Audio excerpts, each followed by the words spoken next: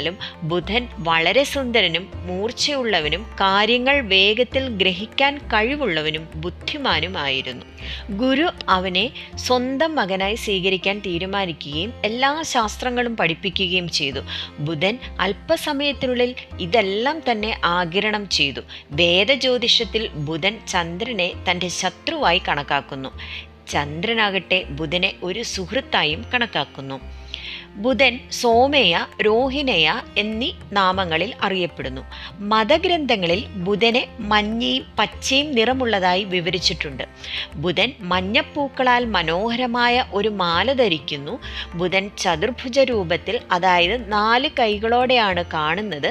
അദ്ദേഹത്തിൻ്റെ 4 ഭുജങ്ങളും യഥാക്രമം വാൾ, പരിച, ഗദ, വരമുദ്ര എന്നിവയാൽ അലങ്കരിച്ചിരിക്കുന്നു എന്നും പറയപ്പെടുന്നു. ബുധന്റെ മറ്റൊരു രൂപത്തിൽ ചെങ്കോലും താമരയും പിടിച്ച് പറക്കുന്ന